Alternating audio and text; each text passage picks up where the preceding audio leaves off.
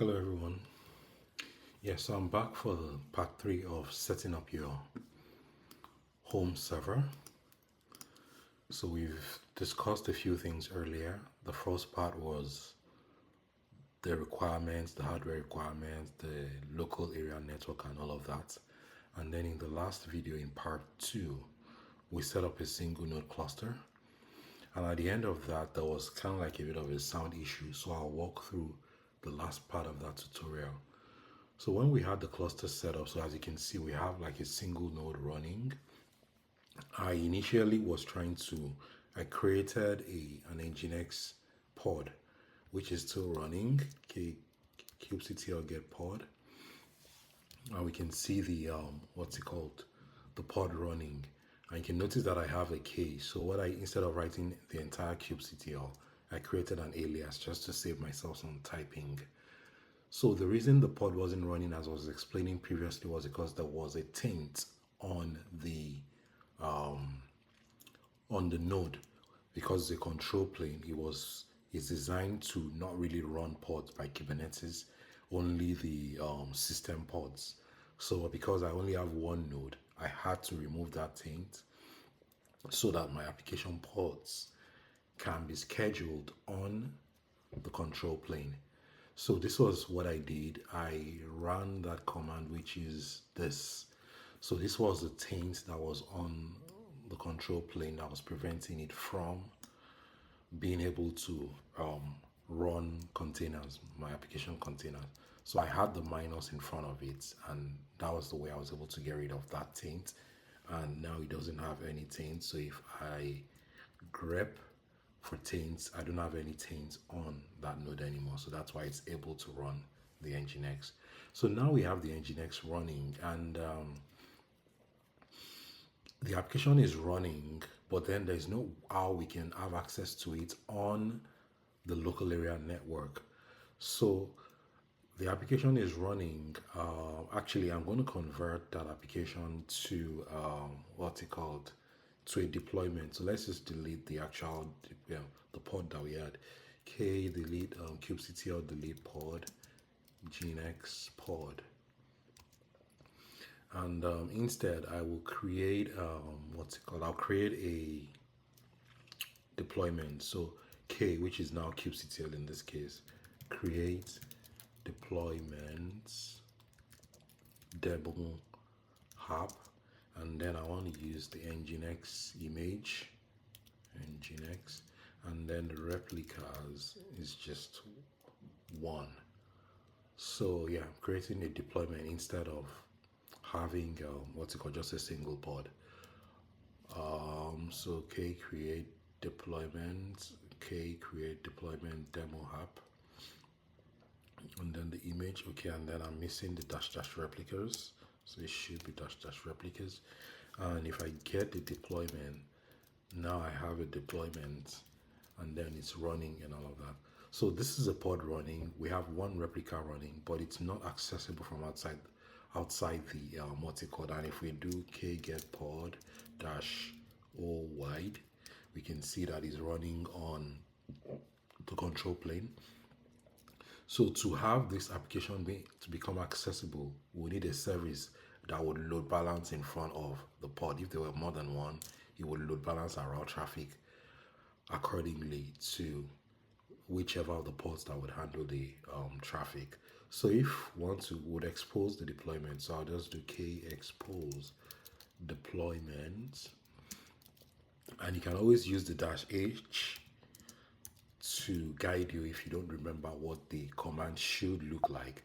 But then in this case, I just want to expose the deployment, so I can use some like this. I can just grab this. And so the name of the deployment and then the ports. So K expose deployment. And what deployment am I exposing? In this case, it's called demo app.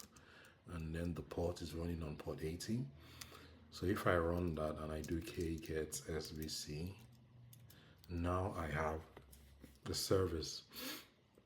But then this service is not really accessible, because to access it outside of this this system, it's not yet accessible. So we need something like either change the service to like a node port and then access it through like a port. So let's do that. Let's edit svc demo app. So I'm editing that service, and I will change it. Instead of it being a cluster IP, I will change it to a node port, and I'll save it and kget svc. So now I have it running what's it called as a node port, and it's exposed on the node port at port 31900. So if I go to my the system that I'm using to manage this, which is on the same network as the control plane server, the control plane server is 192.168.1.68, and then the new application, the exposed service, is now running on port 31900. So if I copy that and I add that port to this, now I can access the Nginx app and all of that. So that is pretty nice, but we don't really want to always have to access the service through a port number. We want it to be directly accessible across the network without having to put like a port number directly on the network, so that if we want to do something like attach a DNS record to this IP address later on, we can do that. So there's this tool called MetalLB. So if we look at the home, we'd see that MetalLB is a load balancer implementation for bare metal Kubernetes cluster using standard routing protocols. So if you were using a normal cloud platform, you would have load balancer facilities, which you would leverage the cloud platform's load balancer facilities to create a load balancer for your cluster. But because we're having a local cluster, so we'd use MetalLB to create our own load balancer. So to install it, we will need to have Elm installed. So I want to use Elm to install it. So first of all, we need to install Helm. So install Elm in Ubuntu, and then I'll just go to the Elm documentation, and I would use the script approach to get it done. So I'll just copy this, use curl to fetch that. We have get Helm shell script there, change the permission on that script, and then run the script.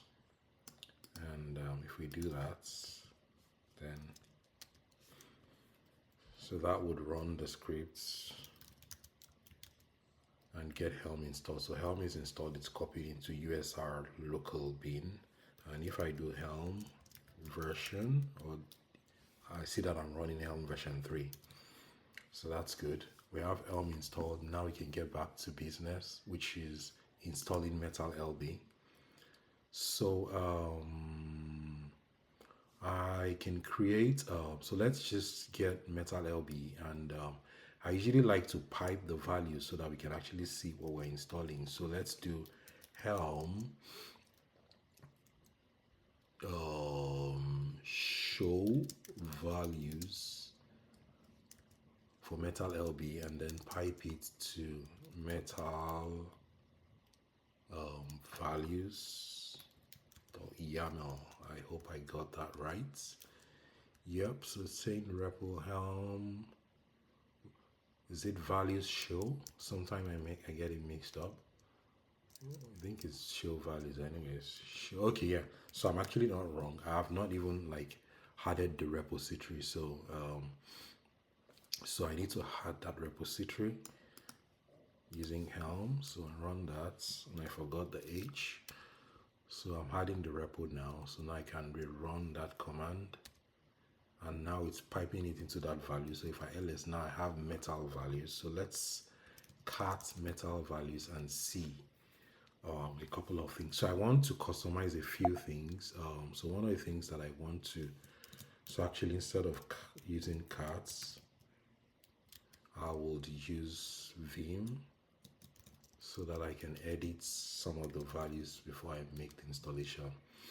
So it's pretty much good. What I want to change is the I can't exactly remember the name right now, but once I see it, not the service monitor.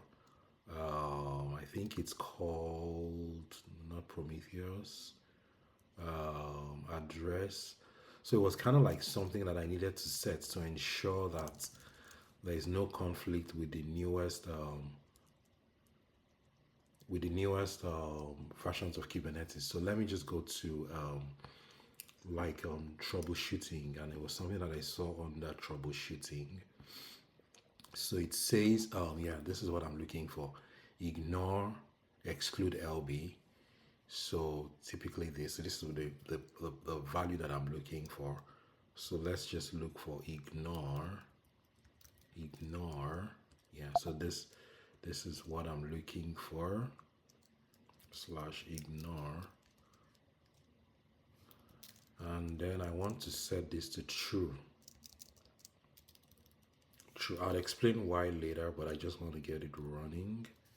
And I think that's pretty much what I want to set. So let's write and quit. And now I can go back to getting the actual installation done. So it will be this. And in my own case, it would not be values.yaml. So I also need to like create the namespace, because so let's create that namespace.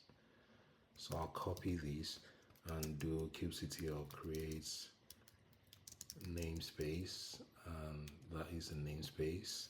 So that's where I'm going to get the installation done. And so I'll copy this Helm install, but then I want to ensure that I put it in the right namespace -n.